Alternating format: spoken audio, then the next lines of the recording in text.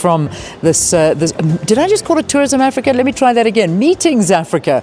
I suppose tourism, meetings, it all is hand in hand. I have the Tourism Minister with me this morning. He, of course, is here first thing in the morning to check things out. Derek Hanekom, how are you feeling? How does it look for you this year?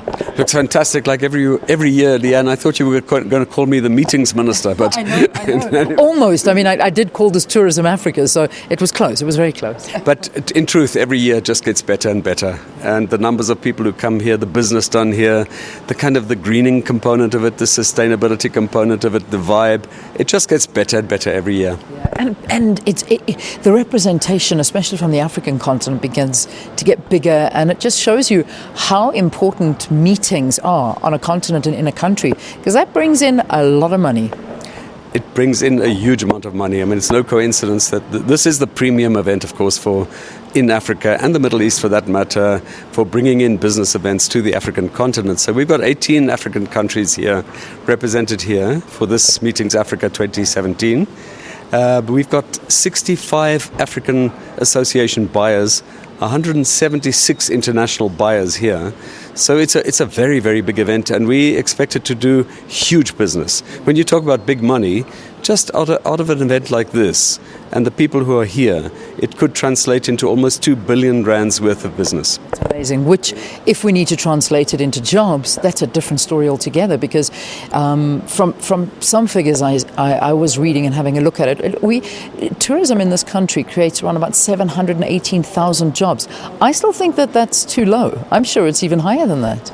Well, in fact, it is higher than that if you take the sort of indirect jobs as well, then, the whole value chain. Then we're looking at almost 1.5 million jobs. 1.5 million jobs. It's huge.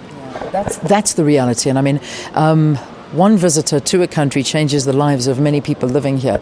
And it was very, very heartwarming to see our figures going up and reaching record levels. I mean, I think you recently released those figures for 2016, showing that there was a 13% increase in visitors to the country.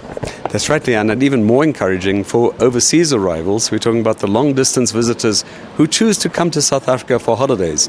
18% increase on 2015. It's truly amazing. But because we have an amazing offer, and we expect it to continue growing. Yeah. And that's the thing. I mean, marketing this country and understanding that there's no stone left unturned when you come and visit South Africa. Whether you want the sea, you've got that. The bush, you've got that. The beauty of the mountains. If you want a city life, you've got that. But if you want that truly African experience and that township experience, which I know that you try and push very, very hard, you've got that too. How's that working, though? On the township side, just back to the everything that we've got. Yeah, truly, alles. We have everything to offer. There's nothing that we don't have somewhere in some little place in South Africa. We have everything to offer. The township tourism is growing really well. If you look at Vilakazi Street, I suppose that has become an iconic site. But it's not only Vilakazi Street. People are wanting authentic experiences. They're wanting different and diverse experiences when they come to South Africa, including experiences of where ordinary people live. Homestays are growing. People are choosing, instead of staying in hotels, to stay with families. So altogether, it's not only a growing component of tourism growth, but it's also creating opportunities for people who in the past didn't particularly benefit from tourism growth. So the benefits are actually expanding and flowing into townships, into smaller towns, and I think that's tremendous, because we don't only want tourism to continue growing, we want it to be inclusive growth. We want it to create opportunities for as many people as possible, and that's happening. Yeah, and that's what you wanted to do, change the lives of so many people. Again, looking at research and having a look just with AXA alone, and I'm not going to ask you to comment on that, but just for viewers' purposes, they hit historic numbers of 39.7 million passengers coming through their 9 airports. I mean, that's a great number. I've been asked to touch on some of the highlights based on the Grail research. Now, you've got to educate me about Grail research. What is that all about, and the effects of South Africa? Well, I'm sure the CEO is going to tell you a bit more about the Grail research, but just from my side, we have to understand what the value is. We want to invest in bringing more business events to South Africa, and so we need to know what's the value of it. And so the research has been the impact of business events and conferences and incentive visits to South Africa over the last few years. And so what we're seeing Well, in 2015, the estimated value of business events in South Africa was close to 40 billion rand. Now, obviously, this is with all of its multipliers, but it's huge. You have to look at its value beyond just the rands and cents. People coming to South Africa, you have to look at the long-term value as well, which is not in that study, by the way. But so many of the people who come to South Africa come here for the first time when they come to conferences. Very, very high return visitor rate.